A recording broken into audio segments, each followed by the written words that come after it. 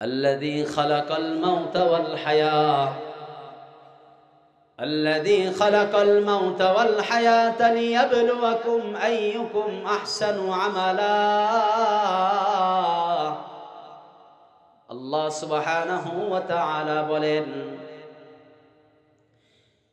আমি মৃত্যুকে সৃষ্টি করেছি এবং হায়াত তথা জীবন নামক একটা বিষয়কে আমি নির্ধারণ করেছি।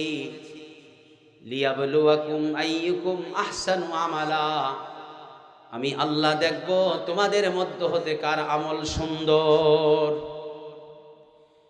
মুহতারাম হাজিরিন ও আমার ভাইয়েরা, ও পর্দার অন্তরালে আমার মা ও বোনেরা, আজকে দুনিয়াতে আছেন, কালকে থাকবেন না। এক সময় আমি ছিলাম না, আজকে আছি, আবার আগামীতে থাকব না। মুহতারাম হাজিরিন, মানুষ দুনিয়াতে আল্লাহর অস্তিত্বকে অস্বীকার করেছে, অনেক বাস্তব এবং সত্য জিনিসকে অস্বীকার করেছে, অনেক বিষয় নিয়ে আপত্তি করেছে, অভিযোগ করেছে, কিন্তু আজ পর্যন্ত কোনো নাস্তিকের বাচ্চা, কোনো বেঈমান মৃত্যুকে অস্বীকার করতে পারে নাই। কুল্লু নাফসিন যায়িকাতুল মাউত, কুল্লু নাফসিন যায়িকাতুল মাউত, প্রত্যেকটা প্রাণীর মৃত্যুর স্বাদ আস্বাদন করতে হবে। ধনী বলো, গরিব বলো, এমপি বলো, মন্ত্রী বলো,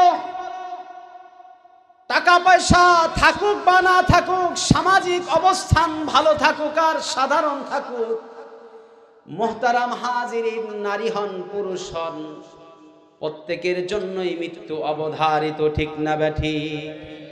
মৃত্যুর হাত থেকে পালানোর কোনো সুযোগ নাই। আল্লাহ সুবহানাহু ওয়া তাআলা সূরাতুন নিসার মধ্যে ইরশাদ করেন, আইনামা তাকুনু ইউদরিকুমুল মাউত ওয়ালাউ কুনতুম ফি বুরুজিম মুশাইয়্যিদা। আল্লাহ বলেন, পৃথিবীর যত শক্তিশালী আর মজবুত জায়গায় তুমি অবস্থান করো না কেন, তুমি বাংলাদেশে থাকো আর আমেরিকা থাকো আর লন্ডন থাকো আর ভারতে মোদির আশ্রয়েই থাকো না কেন, যেখানেই থাকো, বাংলাদেশ থেকে যেভাবে পালিয়ে গিয়েছো, তোমাকে একদিন কিন্তু মালাকুল মউত ধরবে।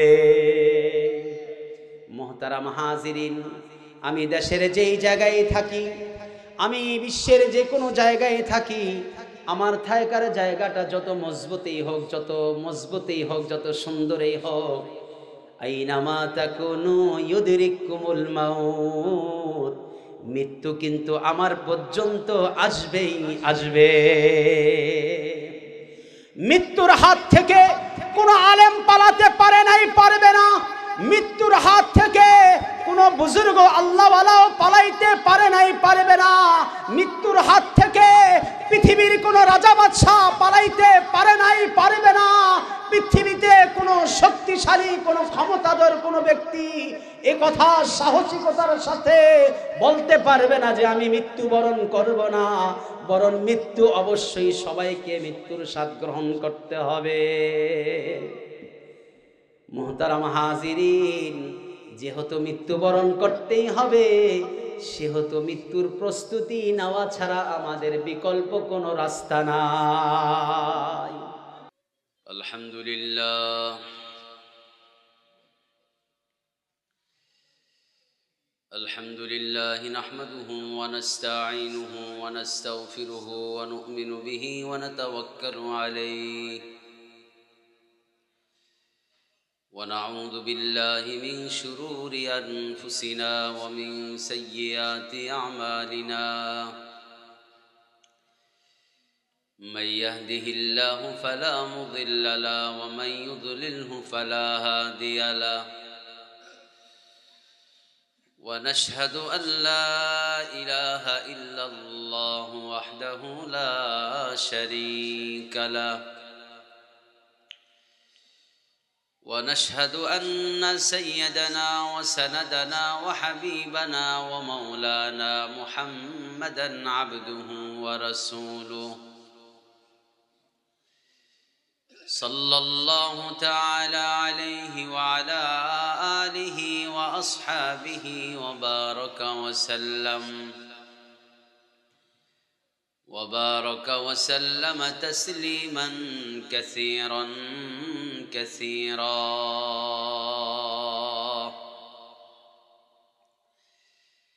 أما بعد، الذي أرسل الله سبحانه وتعالى إلى كافة للناس بشيرا ونذيرا وداعيا إلى الله بإذنه وسراجا منيرا.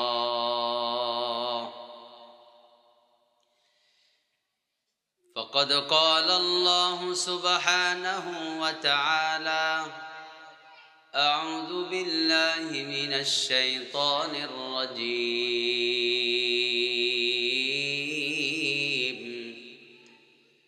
بسم الله الرحمن الرحيم.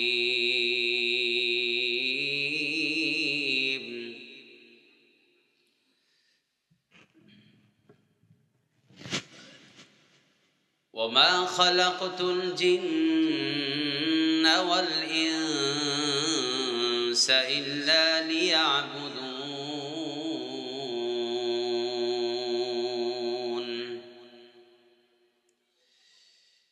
وقال سبحانه وتعالى: أفحسبتم أنما خلقناكم عبثا وأنكم إلينا لا ترجعون.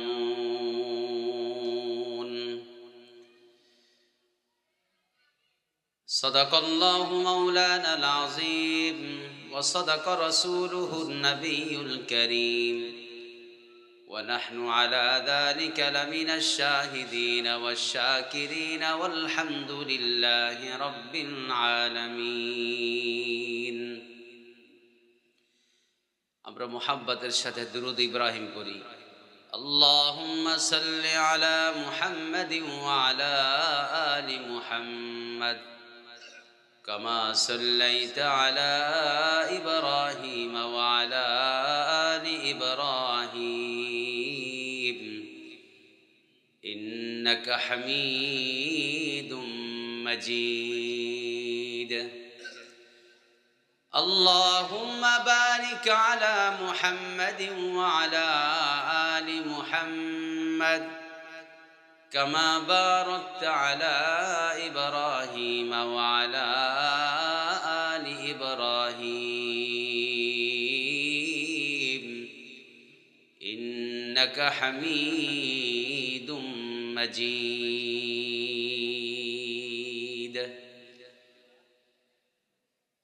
قال سبحانه وتعالى: يا أيها الذين آمنوا اذكروا الله ذكرا كثيرا। আমরা সবাই মুহাব্বতের সাথে জিকির করি লা ইলাহা ইল্লাল্লাহ। এই ফাঁকা জায়গাগুলো পূরণ করে বসলে ভালো হয়, ফাঁকা জায়গাগুলো পূরণ করে বসলে ভালো হয়, যদি কোনো সমস্যা না থাকে। ইল্লাল্লাহ লা ইলাহা ইল্লাল্লাহ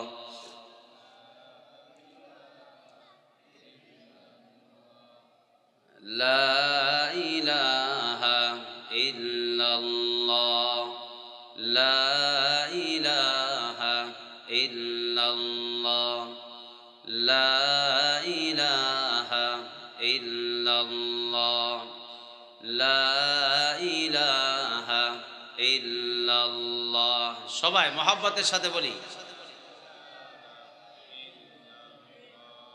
লা ইলাহা ইল্লাল্লাহ লা ইলাহা ইল্লাল্লাহ লা ইলাহা ইল্লাল্লাহ লা ইলাহা ইল্লাল্লাহ লা ইলাহা ইল্লাল্লাহ লা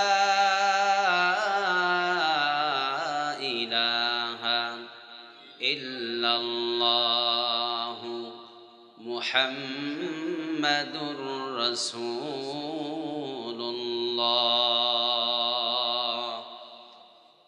সাল্লাল্লাহু আলাইহি ওয়াসাল্লাম রব্বি ইশরাহ লি সাদরি ওয়া ইয়াসসির লি আমরি ওয়াহলুল উকদাতাম মিন লিসানি ইয়াফকাহু কওলি সুবহানাকা লা ইলমা লানা ইল্লা মা 'আল্লামতানা ইন্নাকা আনতাল আলীমুল হাকীম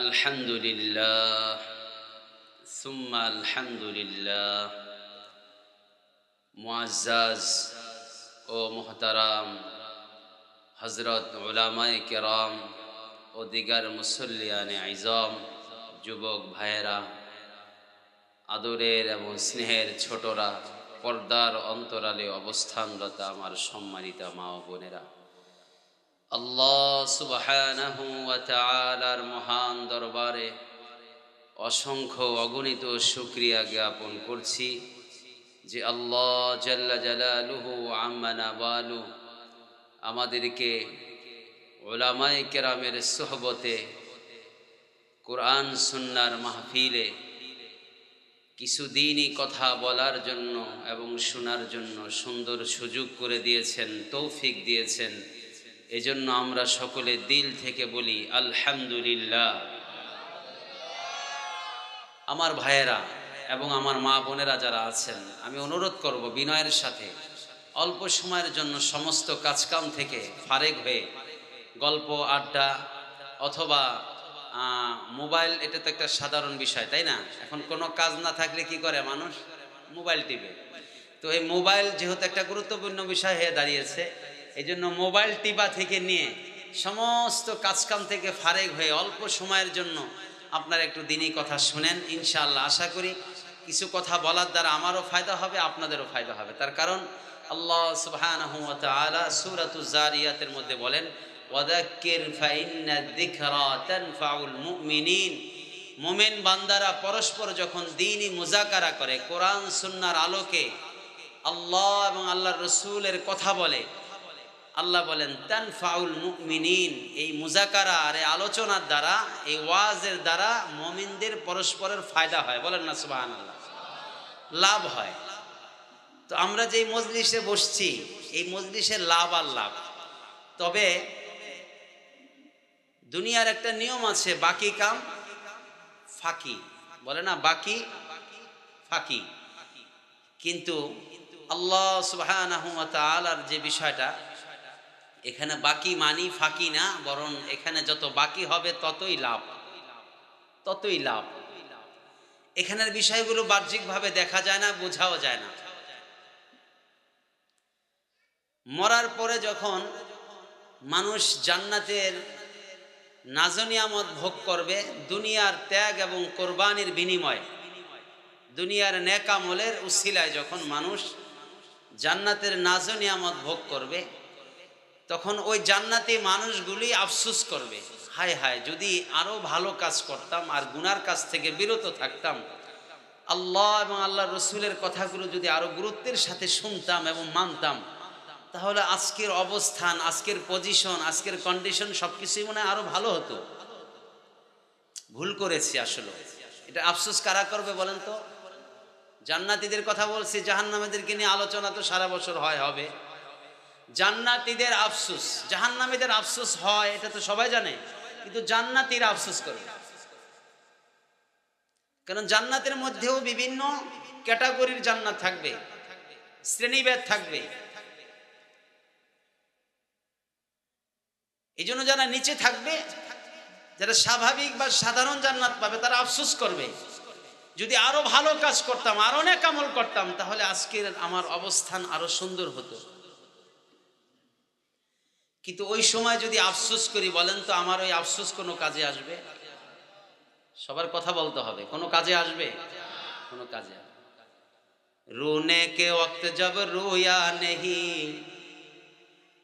रोने के वक्त जब रोया नहीं, वक्त जाने के बाद रोने से कोई फायदा नहीं।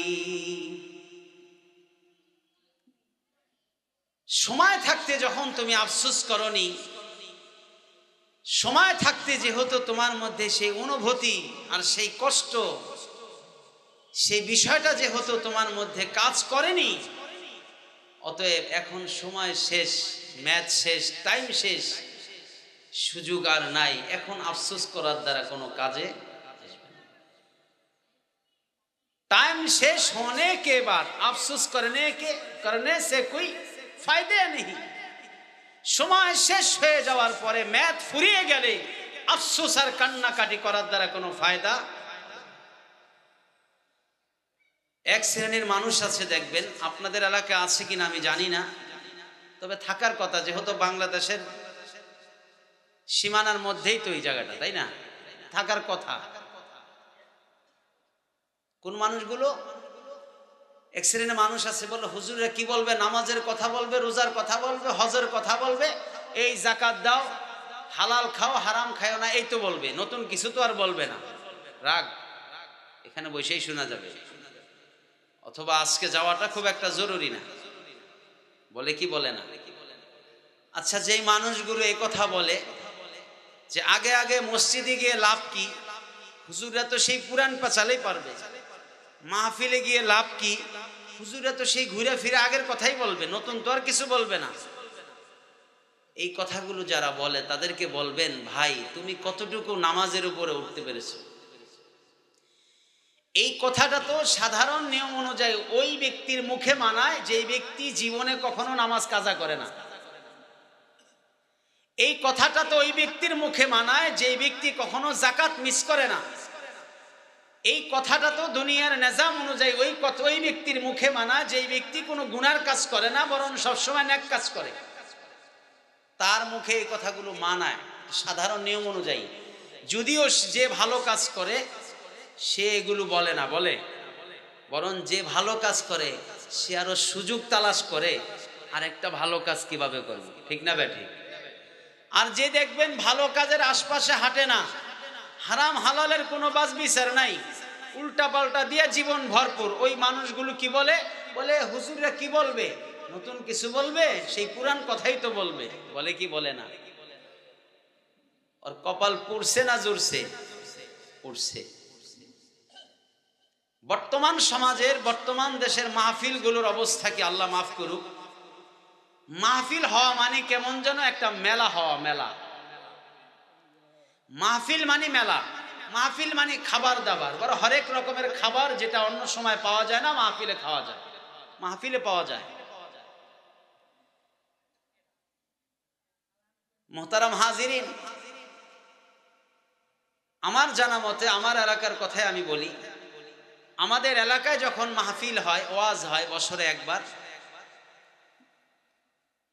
তো মা বাবা জামাই মেয়েকে মাহফিল উপলক্ষে দাওয়াত দেয়, বলে অমুক তারিখে আমাদের মাহফিল, জামাই বাবা নাতি নাতকুর মেয়ে ওদেরকে সবাইকে নিয়ে দেশে চলে আসবেন একদিন আগে।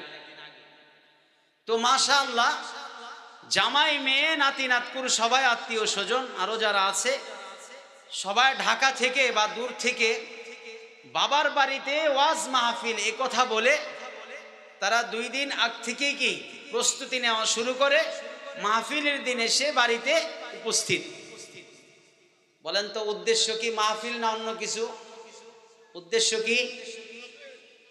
কিন্তু অত্যন্ত আফসোস এবং দুঃখের সাথে বলতে হয়, যেই মানুষগুলো মাহফিলকে কেন্দ্র করে, মাহফিলকে উসিলা করে ঢাকা ঢাকা থেকে গ্রামের বাড়িতে আসলো, আল্লাহর কসম করে বলতে পারি, আমি চ্যালেঞ্জ করে বলতে পারবো, শতকরা 90% জামাই এবং মেয়ে ওই দিনের ওয়াজ শুনে না,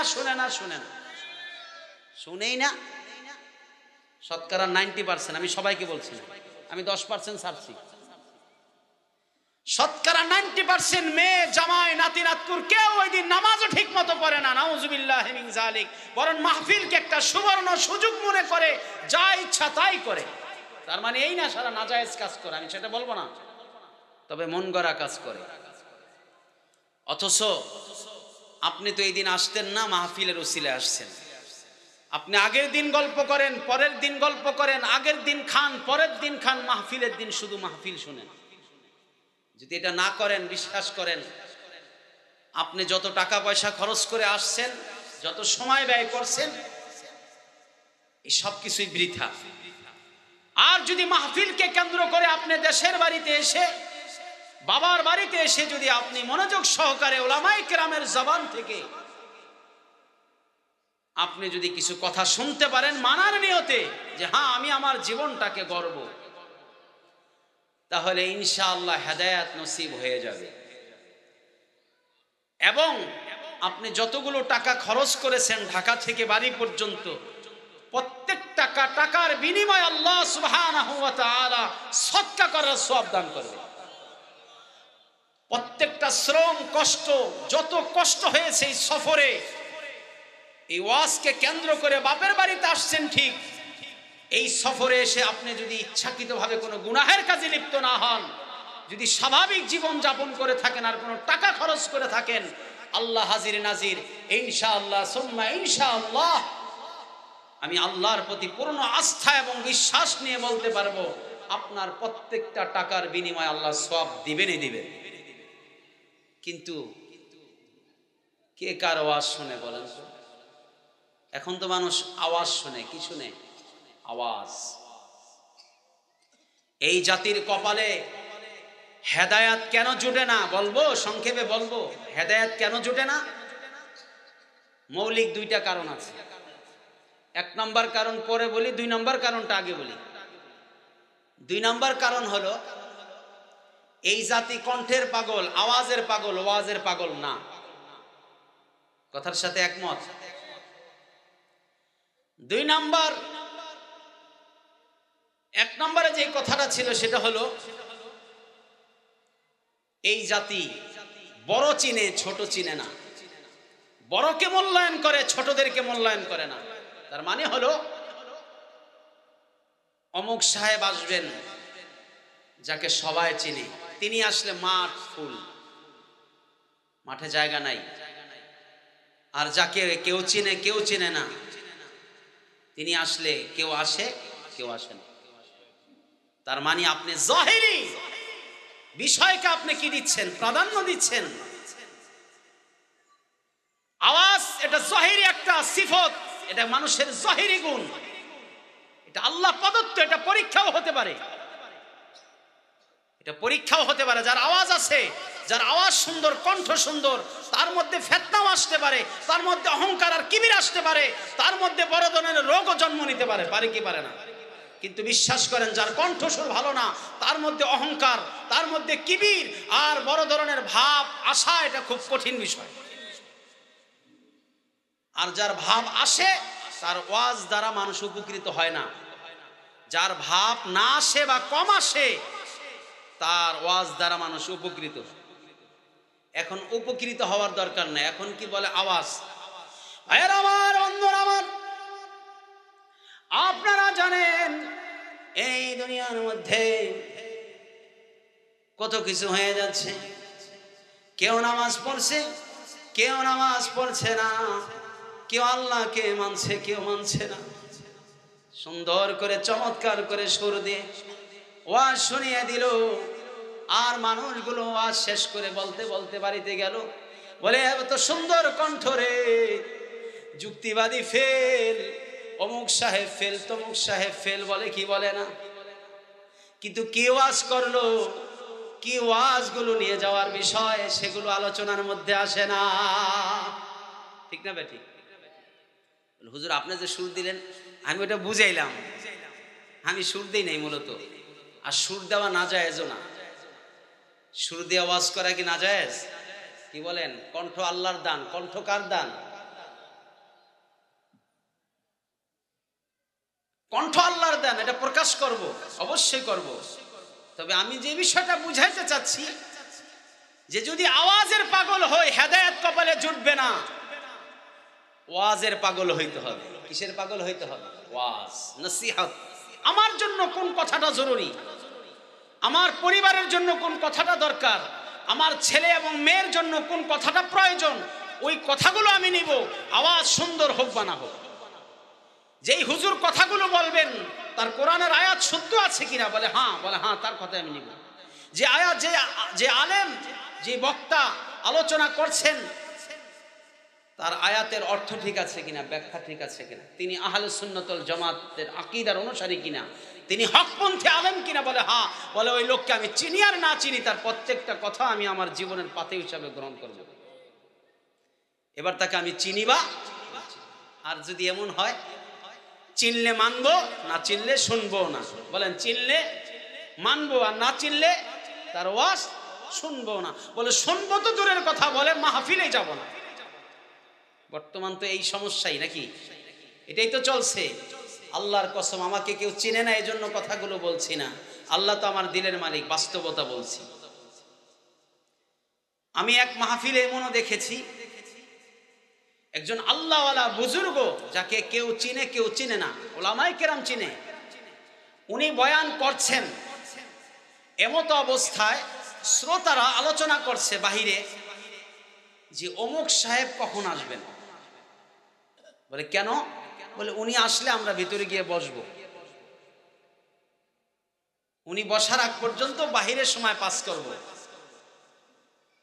অথচ যিনি কিছুক্ষণ পরে আসতেছেন তিনি একজন প্রসিদ্ধ বড় মাপের বক্তা বটে, তবে এই মুহূর্তে যিনি আলোচনা করছেন তার ছাত্র হওয়ার যোগ্যতা রাখে না।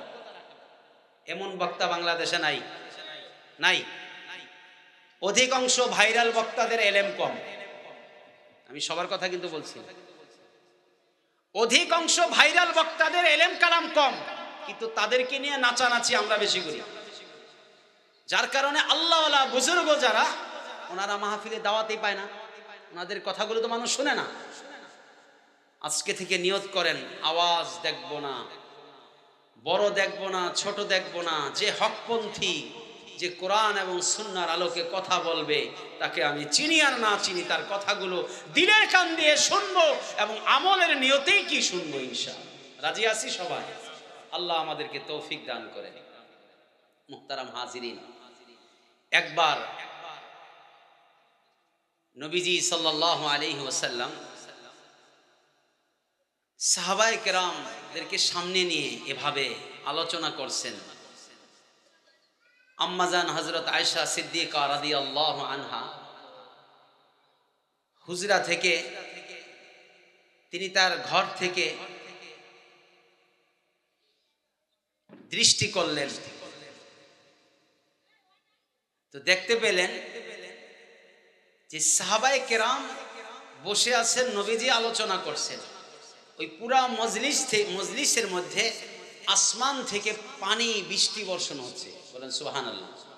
বৃষ্টি বর্ষণ হচ্ছে। তো মজলিস শেষ,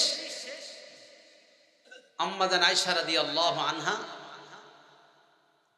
নবীজির জন্য লুঙ্গি গামছা নিয়ে দরজার সামনে দাঁড়িয়েছেন। আল্লাহর হাবিব বলেন, হে আয়েশা, আমি লুঙ্গি গামছা দিয়ে কি করব? বলে আপনি আপনার লুঙ্গি চেঞ্জ করবেন না, জামা চেঞ্জ করবেন না? বলে কেন?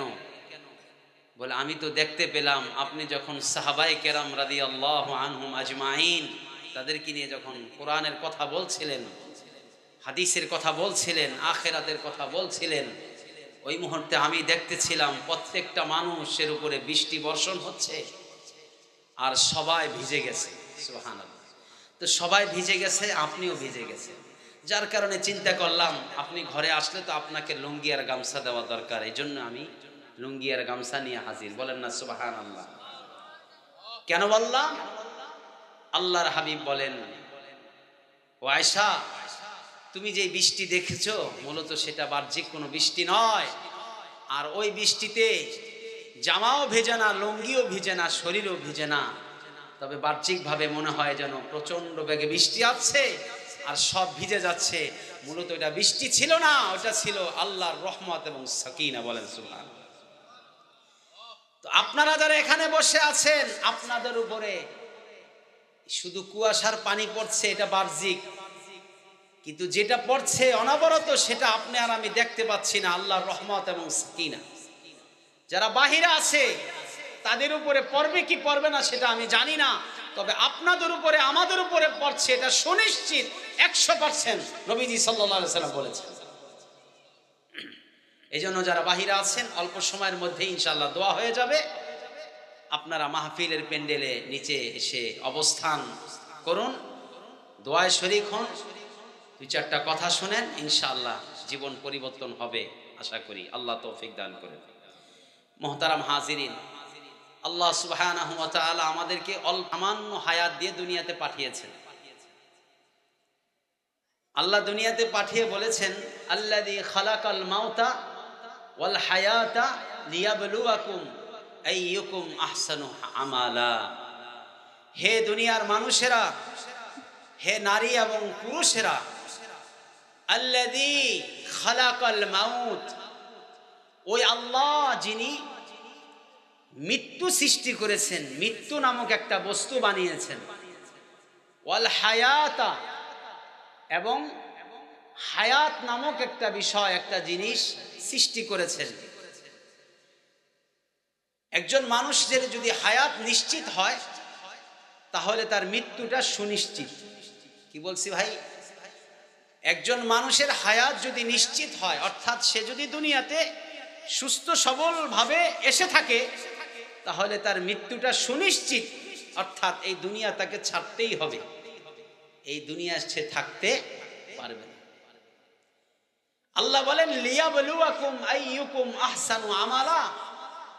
হে আমার বান্দা এবং বান্দি, যেহেতু হায়াত এবং মৌত দুটো জিনিস আমি সৃষ্টি করেছি, অর্থাৎ যে দুনিয়াতে আসছে তাকে একদিন মৃত্যুবরণ করতেই হবে।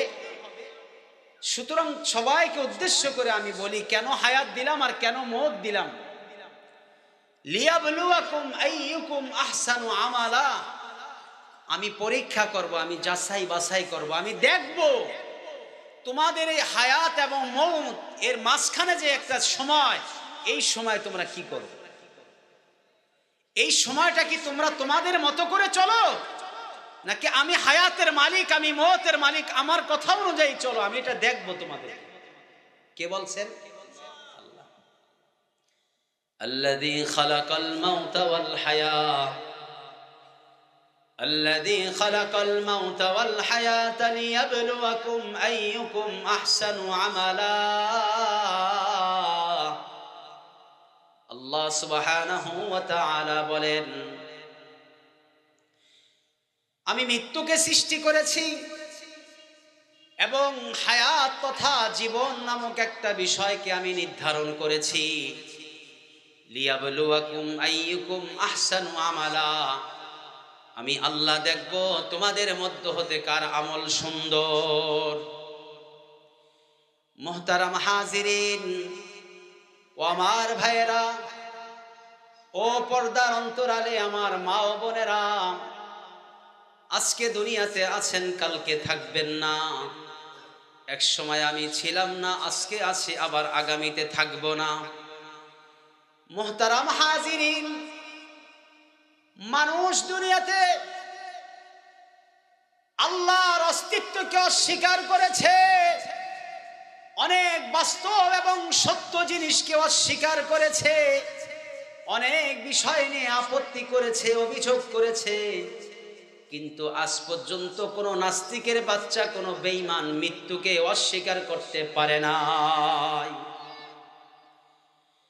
কুল্লু নাফসিন যায়িকাতুল মাউত, কুল্লু নাফসিন যায়িকাতুল মাউত।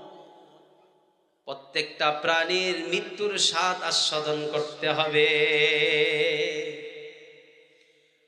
ধনী বলো, গরিব বলো, এমপি বলো, মন্ত্রী বলো, টাকা পয়সা থাকুক বা না থাকুক, সামাজিক অবস্থান ভালো থাকুক আর সাধারণ থাকুক, মুহতারাম হাজিরিন, নারী হন পুরুষ হন, প্রত্যেকের জন্যই মৃত্যু অবধারিত, ঠিক না ব্যাঠিক? মৃত্যুর হাত থেকে পালানোর কোনো সুযোগ নাই। আল্লাহ সুবহানাহু ওয়া তাআলা সূরাতুন নিসার মধ্যে ইরশাদ করেন, আইনামা তাকুনু ইউদরিকুমুল মাউত ওয়ালাউ কুনতুম ফি বুরুজিম মুশাইয়্যিদা। আল্লাহ বলেন, পৃথিবীর যত শক্তিশালী আর মজবুত জায়গায় তুমি অবস্থান করো না কেন, তুমি বাংলাদেশে থাকো আর আমেরিকা থাকো আর লন্ডন থাকো আর ভারতে মোদির আশ্রয়ে থাকো না কেন, যেখানেই থাকো, বাংলাদেশ থেকে যেভাবে পালিয়ে গিয়েছো, তোমাকে একদিন কিন্তু মালাকুল মউত ধরবে। মুহতারাম হাজিরিন, আমি দেশের যেই জায়গায় থাকি, আমি বিশ্বের যে কোনো জায়গায় থাকি, আমার থাকার জায়গাটা যত মজবুতই হোক, যত সুন্দরই হোক, আইনামা তাকুনু ইউদরিকুমুল মাউত, মৃত্যু কিন্তু আমার পর্যন্ত আসবেই আসবে। মৃত্যুর হাত থেকে কোনো আলেম পালাতে পারে নাই, পারবে না।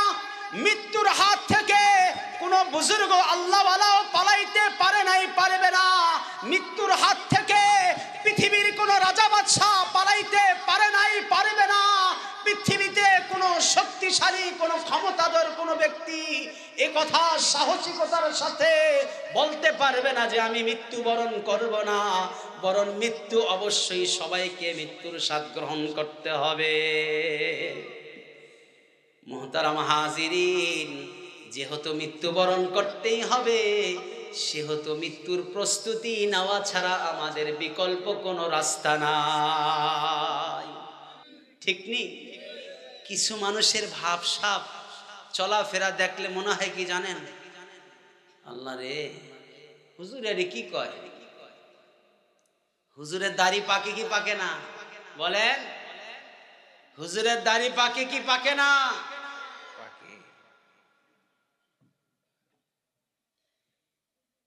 এলাকার চেয়ারম্যান মেম্বারের দাড়ি পাকে কি পাকে না? যাদের একটু টাকা পয়সা বেশি তাদের দাড়ি পাকে কি পাকে না? যারা সমাজের মধ্যে বিশৃঙ্খলা সৃষ্টি করে, খালি ঝামেলা করে, দল পাকায়, আরেকজনের ভালো সহ্য করতে পারে না, এমন মানুষ আছে না নাই? মানে উনি একাই ভালো থাকবে, কেন ভালো, চাচা তো ভাই আবার ভালো থাকবো কিল্লেগা? যেখানে আমি ভালো আছি, আমার চাচাই কিল্লেগা ভালো থাকবো? আমার বাবার 4টা ছেলে, 4টা ছেলে কোন রকম দিন মজুর কাজ করে খায়, রিক্সা চালায়, কৃষি কাজ করে, আর আমার চাচা তো ভাইগুলো লন্ডন গিয়ে, আমেরিকা গিয়ে, অমুক জায়গায় তমুক জায়গায় গিয়ে বাড়ি গাড়ি করে পরে অস্থির, সহ্য হইতেছে না, তো কি করে? ঠেলাঠেলি করে। কি করে? ঠেলাঠেলি করে। ঠেলাঠেলি কি আমি দেখছি অনেক জায়গায়, কাঁচি একটা হাতে লেয়া খালি দৌড়ে, কাঁচি হাতে, কি কাঁচি এলে দৌড়ায়, আইতে কইস খেতে, কয় কি কয় না, দেখাই দিব, কয়নি যাগো দেখাই দিব, ওরা ভদ্র, ওরা কি, আর যে কয় দেখাই দিব ও কি অভদ্র, ও কি? যারে হুমকি ধুমকি দেয় ওই লোক চিন্তা করে ঝামেলা যাওয়ার দরকার নেই, ছাইরা দে, বলে কি বলে না? মসজিদের জায়গা হোক, মাদ্রাসার জায়গা হোক, আর বাড়ির জায়গা হোক, আর জমি হোক, ঝামেলার দরকার নাই, ছাইরা দে। আপন চাচারে রাস্তায় অপমান করে, তোমার পোলাও গাইতে কইও দেহুম নে কি আছে, কয় না কয়? বলে কে কয় জানেন? কয় কে? অশিক্ষিত, অনেক সময় শিক্ষিতরাও বলে, কিছু শিক্ষিতরাও বলে, আমি আবার পার্সেন্ট কিছু রাইখা নেই, ভালোভাবে কথা বলার কোনো অপশন নাই। বেশিরভাগ এই কথাগুলো বলে মূর্খরা। আর দ্বিতীয় কারা বলে জানেন? কোন দলীয় রানিং শক্তিশালী কোনো দলের সাথে একটু সম্পর্ক আছে, চামচাগিরি করে, পিছনে পিছনে ঘুরে একটু ক্ষমতা দেখায়, হ্যাঁ, অমুকের সাথে সম্পর্ক, তমুকের সাথে সম্পর্ক, ওই সম্পর্কের কারণে সে একটু কি দেখায়, গরম দেখায় এলাকায়। এমন আছে না নাই মানুষ? আরে আপনাদের কথা বলছি না, এমন মানুষ দুনিয়াতে আছে না নাই? এই মানুষগুলোর কারণে সমাজ নষ্ট হচ্ছে, এই মানুষগুলোর কারণে দেশ নষ্ট হচ্ছে। এই মানুষগুলোকে কোনো অবস্থায় ছাড় দেওয়া যাবে না।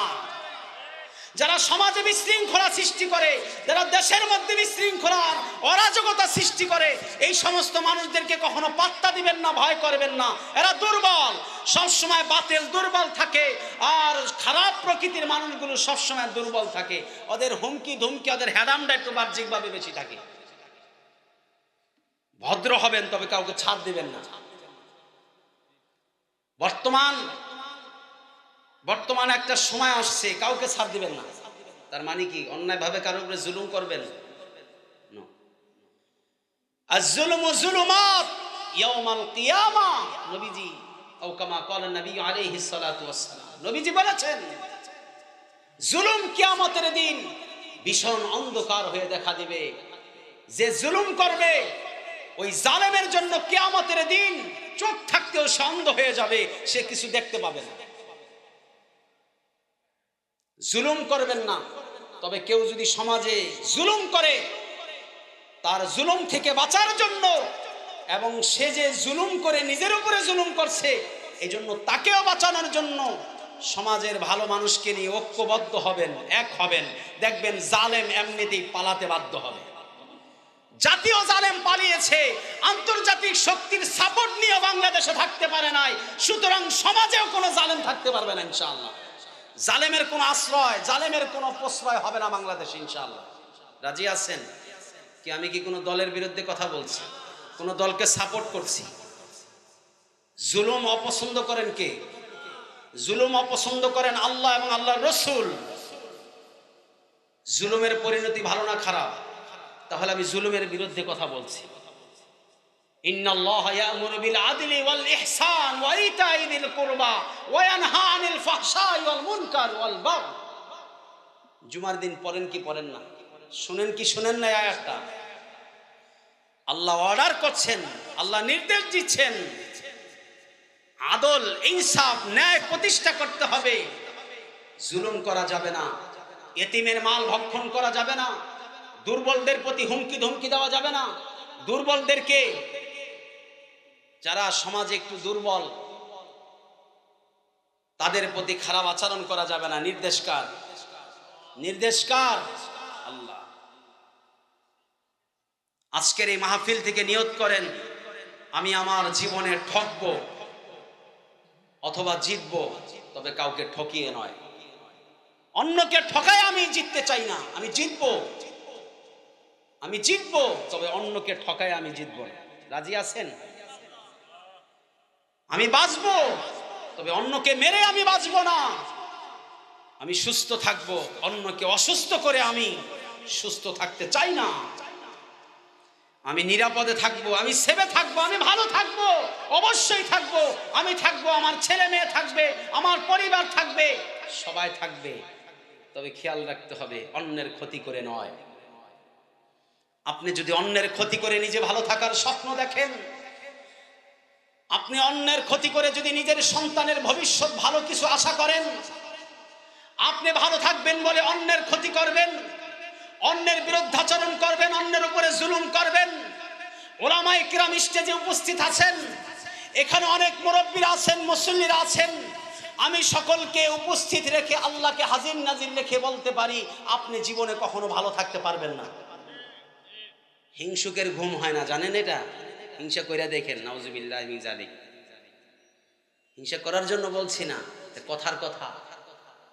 হিংসুকের ঘুম হয় না, যে কারো বিরুদ্ধে লেগে থাকে তারও ঘুম হয় না, কারণ তার মধ্যে সবসময় শয়তান একটা টেনশন দিয়ে রাখে, কতক্ষণে কি করবে, কতক্ষণে কি করবে, কি করবে, কি করবে। রাতে এক চিন্তা, সকালে আরেক চিন্তা, আবার রাত আর দিনের মাঝখানে আরেক চিন্তা, টেনশন আর টেনশন। ঘুম ভেঙে গেলে চিন্তা করে, দেখি এই মুহূর্তে ফোন দিয়া দেখি গুরু ঠাকুরের পাওয়া যায়নি, ফোন দিয়ে দেখি এখন একটু শয়তানি করা যায় কিনা।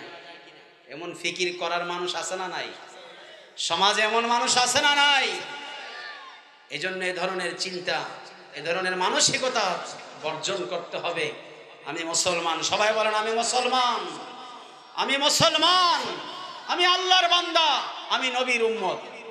আল্লাহ যেটা বলেছেন মা আতাকুমুর রাসূলু ফাখুযু, আল্লাহ যেগুলো করার জন্য বলেছেন সেগুলো আমি করব। ওমা নাহাকুম আনহু ফান্তাহু, যেগুলো আল্লাহর পক্ষ থেকে নবীজি নিষেধ করেছেন, বর্জন করার জন্য বলেছেন, সেগুলো আমি বর্জন করলাম। এতে আমার ক্ষতি হয় হোক, এতে আমার কিছু চলে যায় যাক, এতে কেউ বেজার হয় হোক, কেউ খুশি হয় হোক, আমি কোনো দিকে দেখবো না। আমি দেখবো আমার রব, আমার স্রষ্টা আল্লাহ সুবহানাহু ওয়া তাআলা আমার উপরে খুশি না বেজার। কি বলেন? রাজি আছেন তো ইনশাআল্লাহ? যদি এমন কিছু সিদ্ধান্ত নিয়ে আজকে থেকে যেতে পারেন, মাহফিল কামিয়াব। আমরা কি মনে করি 5 ওয়াক্ত নামাজ যে বলে পড়ে তাকে কি বলি আমরা, বলেন তো? কি বলি? নেককার না পরহেজগার? বলেন তো কি বলি? একজন মানুষ খুব বেশি বেশি মসজিদে আসে, খুব নামাজ পড়ে, জিকির আজকার করে, দাড়ি আছে, টুপি আছে, তসবিহ হাতে, এই মানুষটা মারা গেল আমরা বলি লোকটা বড় পরহেজগার ছিল, বলি কি বলি না? মনে রাখবেন আজকে নেককার আর পরহেজগার দুইটা দুই জিনিস। বলেন তো নেককারের দাম বেশি না পরহেজগারের দাম বেশি? পরহেজগারের দাম বেশি। পরহেজগারের, নেককার বলা হয় যে ব্যক্তি নেকামল করে, বেশি বেশি ভালো কাজ করে। আর পরহেজগার বলা হয় যে ব্যক্তি বেশি বেশি গুনার কাছ থেকে বাঁচে, যে অবৈধ কাজ থেকে বেঁচে থাকে তাকে বলা হয় পরহেজগার। আর যে ব্যক্তি পজিটিভ ভালো ভালো কাজ করে তাকে বলা হয় নেককার। আমাদের সমাজে নেককারের সংখ্যা বেশি না পরহেজগারের সংখ্যা বেশি? নেককারের সংখ্যা বেশি, পরহেজগারের সংখ্যা কম। সমাজে 90% নেককার আর 10% পরহেজগার। আবার 90% পরহেজগারিতে নাই, নেককারিতে আছে। পরহেজগারি কি বলে? গুনার কাজ থেকে, মাসিয়াত থেকে বেঁচে থাকা, আল্লাহ নারাজ হন এমন কাজ থেকে বেঁচে থাকা, আল্লাহ অসন্তুষ্ট হন এমন কাজ থেকে বেঁচে যে থাকে তাকে বলা হয় পরহেজগার। আর পরহেজগারের দাম আল্লাহর কাছে সবচেয়ে বেশি। আল্লাহ জায়গায় জায়গায় কোরআনে বলেছেন ইত্তাকুল্লাহ, ইত্তাকুল্লাহ, ইত্তাকুল্লাহ। এই যে ইত্তাকুল্লাহ, ইত্তাকুল্লাহ যে বলেন আল্লাহ জায়গায় জায়গায়, যে তোমরা বাঁচো বাঁচো বাঁচো, ভয় করো ভয় করো, আল্লাহকে ভয় করো। বলে কেন ভয় করো? বলে আল্লাহর কবরে আযাব আছে। বলে আল্লাহকে কেন ভয় করব? বলে কবরে আযাব আছে। আল্লাহকে কেন ভয় করব? বলে আল্লাহ শাস্তি দিবেন। এই ভয়টা যার মধ্যে আছে এবং এই ভয় নিয়ে যে ব্যক্তি গুনাহ থেকে বাঁচার চেষ্টা করে তাকে বলা হয় পরহেজগার। আর পরহেজগারের দাম আল্লাহর কাছে সবচেয়ে বেশি। বলেন সুবহানাল্লাহ। তাহলে আমরা যদি সিদ্ধান্ত নিতে পারি আমরা নেককারও হব, পরহেজগারও হব। বলেন আমরা নেককারও হব, পরহেজগারও হব। আল্লাহ এই দুটো জিনিস, এই দুটোটা গুণ, মা আতাকুমুর রাসূলু ফাখুযু ওয়া মা নাহাকুম আনহু ফান্তাহু, দুইটা গুণ যার মধ্যে থাকবে সেই প্রকৃত মুমিন, সেই প্রকৃত মুসলিম। আফসোস হয় দেখবেন গায়ে হলুদ, বিয়ের অনুষ্ঠান, বিভিন্ন গান বাদ্যের অনুষ্ঠানে অনেক নামাজি মানুষ এইভাবে করে থাকে, আছে না নাই? চার দোকানে প্রয়োজনে 5 টাকা করে 3টা চা খাইব, 15 টাকা দিয়া 3টা চা খাইয়া বৈশা বৈশা ওখানে কি দেখে? টিভি দেখে। ওই মুরব্বির খবর নাই যে প্রত্যেকটা টাকার বিনিময়ে আল্লাহ গুনাহ লাগতেছে, আল্লাহ ফেরেশতারা কি লাগতেছে। আমার নিয়ত ভালো না, আর কি নিয়ত কি? ও চা খাওয়া উদ্দেশ্য না। চা খাইতে কয় মিনিট লাগে? আচ্ছা 5 মিনিট লাগে চা খাইতে। যে দুর্বল, যার জিহ্বা দুর্বল, আমার যেমন 1 মিনিট লাগে 1 কাপ চা খাইতে, বড় 1 কাপ চা খাইতে। যারা ওয়াজ করে সাধারণত ওনারা চা একটু তাড়াতাড়ি খেয়ে ফেলে। যদি 5 মিনিটও লাগে, তো বাকি যে সময়টা বসে আছেন এটা কার জন্য? কার জন্য? টিভি দেখার জন্য। দোকানদারকে যদি বলা হয় ভাই দোকানে টিভি রাখেন কেন? বলে হুজুর কিছু মনে করেন না, আসলে এটা রাখলে একটু বেচা কিনা ভালো হয়, একটু লোকজন বসে থাকে। এবং যারা আরেকটু কাছের ঘনিষ্ঠ ওরা তথ্যটা দেয় কি জানেন? ওরা আমাদেরকে বাস্তব তথ্য দেয়। হুজুর টিভিটা থাকলে এখানে বৈশা থাকতে ওরা একটু লজ্জা পায় মানুষ। বলে কেমন? বলে এখানে বৈশা থাকলে চিন্তা করে কতক্ষণ আর বৈশা থাকুম, একটু পর আরেকটা চা নেয়, একটা বিস্কুট নেয়, এতে করে দেখা গেছে ওদের আমাদের বেচা কেনা একটু ভালো হয়। নাউজুবিল্লাহ বলেন। টিভিওয়ালাদের দোকানে বেচা কেনা বেশি হয় আমি মানি, তবে টিভিওয়ালা দোকানদারদেরকে বলি তোমার জীবনে কোনোদিন বরকত আসবে না, তোমার ইয়াকিন নষ্ট হয়ে গেছে, তোমার ইমানের মধ্যে ভেজাল ঢুকছে।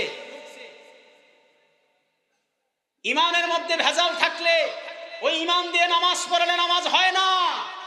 ইমান ঠিক করতে হয়। কি করতে হয়? ইমান ঠিক করতে হয়। হ্যাঁ, যদি টিভির দোকানের টিভিটা যদি হক্কানি আলেমদের ওয়াজের জন্য হয়, কোরআন তেলাওয়াতের জন্য হয়, ভালো কোনো কাজের জন্য, জায়েজ 100% জায়েজ কাজের জন্য যদি টিভিটা ব্যবহার হয় এবং ওই টিভিতে কোনো নাজায়েজ কোনো কিছু ব্যবহার হয় না, তাহলে সেখানে বরকত অবশ্যই হবে, অবশ্যই হবে, অবশ্যই হবে। এবং আজকের এই মাহফিল থেকে যারা চার দোকানে টিভি রাখেন এবং টিভিকে যারা ভালো কাজে, শুধু জায়েজ কাজে যারা ব্যবহার করেন, তাদের জন্য, তাদের ব্যবসায় বরকতের জন্য আমরা দোয়া করছি। হে আল্লাহ, আপনি তাদের ব্যবসার মধ্যে বরকত দান করেন। সবাই বলেন আমিন, সবাই বলেন আমিন। এই যে মোহতারাম হাজিরিন, এই জন্য আমরা, হ্যাঁ ভাই, আওয়াজ না করি, কোনো কথা না বলি। যদি কোনো কথা থাকে মাইক আছে, মাইক দিয়ে বলে যান, কোনো সমস্যা নাই, আমি আপনাদেরকে সুযোগ দেব ইনশাআল্লাহ। আমিও মানুষ, আমিও কি বলেন? আমি মানুষ নাকি অন্য কিছু? মানুষ না অমানুষ? হ্যাঁ, বলে এক লোক বলতেছিল, আজকে গুলিস্তান বাইতুল মুকাররম দিয়ে আসলাম, আসার সময় দেখি একটা মানুষও নাই, সব হুজুর। সব কি? আজকে বাইতুল মুকাররম দেখি কি সব হুজুর, একটা মানুষও নাই আজকে। তো জিজ্ঞেস করলাম, ভাই একটা মানুষও নাই? না হুজুর, মানে দেখলাম হুজুর আর হুজুর। তার মানে কি এই হুজুরগুলো কি মানুষ না? তো আমিও যদি বা আমরাও যদি ওয়াজের মধ্যে কোনো শব্দ বলতে ভুল করি, তাই বলে কি আপনি সাথে সাথে গবেষণা শুরু করে দিবেন? আপনার যদি এতই গবেষণা করতে হয়, আপনি মাইক নেন। অনেক সময় দেখবেন ওয়াজের মাহফিলের মধ্যে বক্তারা একটা শব্দ যদি ভুল করে, ওটাকে নিয়ে গবেষণা শুরু করে দেয়। যদি কেউ গবেষণা করে, ওর সাথে সাথে ধরবেন, তুমি যাও, তুমি তো দুইটা কথা বলতে পারো না, তুমি তো হুজুরকে নিয়ে গবেষণা করতে পারো। জুমার দিন মসজিদের ইমাম সাহেবের বয়ান নিয়ে গবেষণা শুরু করে দেয়। যে গবেষণা করে তারে 5 জনে মিলে ধরবেন। কেমন ধরবেন? আদর করে ধরবেন, ভালো করে। চাচা আজকে, অথবা ভাই আজকে কিন্তু তুমি জুমা পড়াইবা, ঠিক আছে? আমাকে অনুরোধ, মাশাআল্লাহ তুমি তো ভালোই পারো দেখি, হুজুরের ভুল ধরে লাইছো, তুমি যেহেতু বক্তার ভুল ধরে লাইছো, হুজুরের ভুল ধরে লাইছো, না জানি তুমি কত কিছু, তোমার তো এতদিন আমরা চিনি নাই। এমন ভাবে ধরবেন আর মুখটার একবারে সুন্দরভাবে, একবারে কি বলে এটাকে, এটা আঠা আছে না, আরে সুপার গ্লু দিয়ে আঠা লাগাই দিবেন। জীবনে যেন কোনোদিন আলেম ওলামাদের বিরুদ্ধে কোনো অভিযোগ না করে, ঠিক না বেটে? কোন আলেম ঘাস কাইটা লেখাপড়া না কইরা, কোরআন হাদিস না পড়া, নিজের বুঝ না নিয়ে কথা বলে না। বলে আপনার বুঝ নিয়ে যদি কোনো আলেম কথা বলতো, আপনি ওই জায়গায় বসে থাকতেন না, ওই জায়গায় আপনি আসতেন। সর্বোপরি আমি মানুষ, সর্বোপরি আমি কি? সর্বোপরি মসজিদের ইমামরা কি বলেন? আপনিও মানুষ, আমিও মানুষ, আমি আপনার ভাতিজা, আমি আপনার এই ভাগিনা, আমি আপনার এই ছোট ভাই। আমার ভুল হতে পারে কি পারে না? মসজিদের ইমামের ভুল হতে পারে কি পারে না? বক্তার ভুল হতে পারে কি পারে না? বাইতুল মুকাররমের খতিব সাহেবেরও ভুল হতে পারে কি পারে না? হ্যাঁ, নাকি সুযোগ নেবেন? সাবধান ভাই, এটা মহব্বতের সাথে বললাম। আল্লাহ সূরাতুল হুজুরাতের মধ্যে বলেন, ইন্নামাল মুমিনুনা ইখওয়া। কোন মুমিন যদি ভুল করে, কোন মুমিন যদি ভুল করে ফেলে, ইন্নামাল মুমিনুনা ইখওয়া, মুমিনরা যেহেতু পরস্পর ভাই ভাই, ফাসলিহু বাইনা আখওয়াইকুম, সেই ক্ষেত্রে মুমিন মুসলমান একজন আরেকজন কি করবে? ইসলাহ করবে, সংশোধন করে দিবে, যেন ভুলটা কেটে যায়, ভুলটা যেন থেকে না যায়, ঠিক না বেঠি? আল্লাহ আমাদেরকে কবুল করুন। মুহতারাম হাজিরিন, আমি কোরআনের আয়াত পড়েছি, খুব অল্প সময়ের মধ্যেই ইনশাআল্লাহ শেষ করে দিব। আল্লাহ বলেন,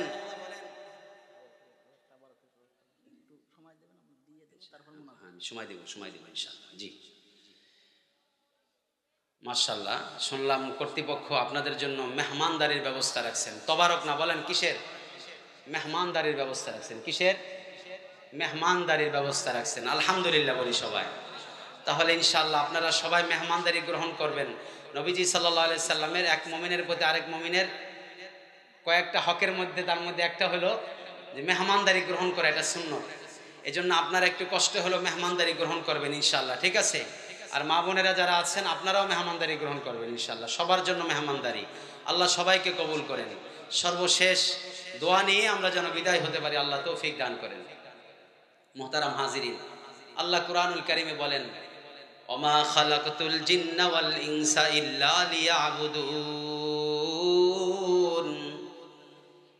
আমি মানুষ এবং জিন জাতি, এই দুটো জাতিকে সৃষ্টি করেছি কেবলমাত্র শুধুমাত্র আমি আল্লাহ সুবহানাহু ওয়া তাআলার ইবাদত করার জন্য। বলেন সুবহানাল্লাহ। আল্লাহ সুবহানাহু ওয়া তাআলা আমাদেরকে তার ইবাদত করার জন্য, গোলামি করার জন্য বানিয়েছেন, অনর্থক বানান নাই। আল্লাহ বলেন, আফা হাসিবতুম আন্নামা খালাকনাকুম আবাসা ওয়া আন্নাকুম ইলাইনা লা তুরজাউন।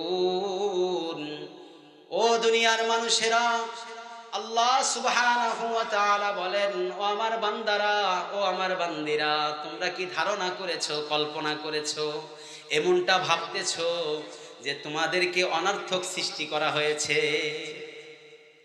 ওয়া আন্নাকুম ইলাইনা লা তুরজাউন, আর তোমরা আমার কাছে ফিরে আসবে না, এমনটা মনোভাব নিয়ে বসে আছো। না না, আল্লাহ অন্য এক আয়াতে বলেন, ওয়াত্তাকু ইয়াওমান তুরজাউনা ফীহি ইলাল্লাহ। ও দুনিয়ার মানুষেরা, ওই দিনকে ভয় করো, ওই দিনকে ভয় করো। ইয়াওমান তুরজাউনা ফীহি ইলাল্লাহ, যেই দিন তোমরা আল্লাহ পাকের নিকট ফিরে যাবে। আমরা কার নিকট ফিরে যাব বলেন? আমরা কার নিকট ফিরে যাব? আমার দাড়ি ছিল না, আজকে দাড়ি হয়েছে। দাড়ি হওয়ার পরে দাড়িগুলো কালো ছিল, আজকে সাদা হয়ে গেল। আবার সাদা দাড়িগুলো নিয়ে আমি টেনশনে পড়ে গেলাম, কখন যেন আমার কবরে যাওয়ার ডাক এসে যায়। আবার কখনো কখনো তো যুবকও দুনিয়া থেকে বিদায় নিয়ে যায়, ঠিক না ব্যাঠি?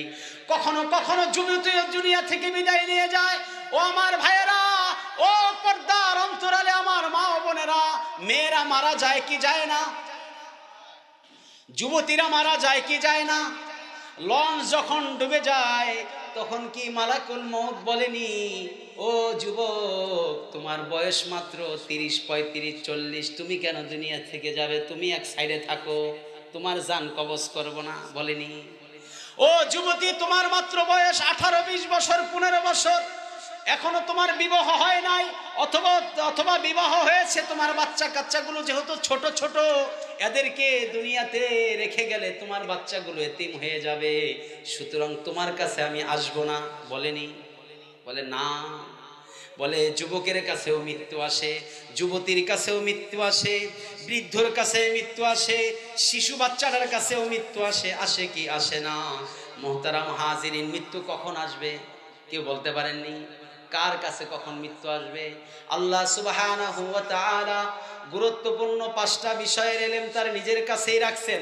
তার মধ্যে একটা হলো ওমা তাদরি নাফসুম বিআইয়ি আরদিন তামুত।